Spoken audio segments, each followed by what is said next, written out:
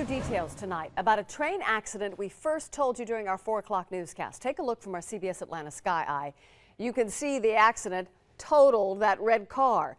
It all happened this afternoon where Highway 92 and Mozley Road cross over train tracks in Douglasville. CBS Atlanta's Steve Kiggins joins us from the train crossing tonight. Steve, is this accident an isolated event?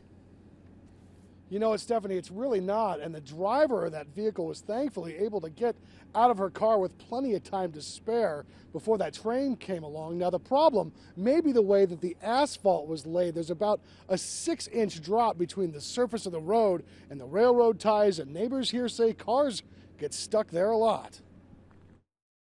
It was just like a boom, yeah, screeching, and then when it went down the tracks with it, it was awful. Beverly Woods and her husband Robert had a front row seat to this wreck of an afternoon.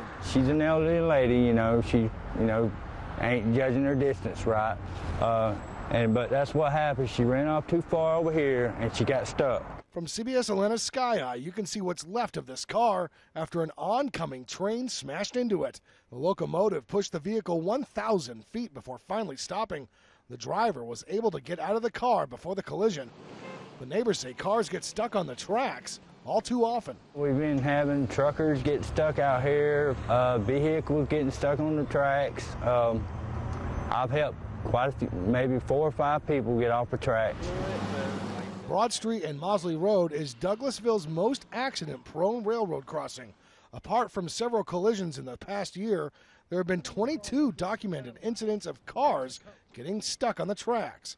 Norfolk Southern repaved the crossing, but left a considerable drop-off instead of a tapering slope.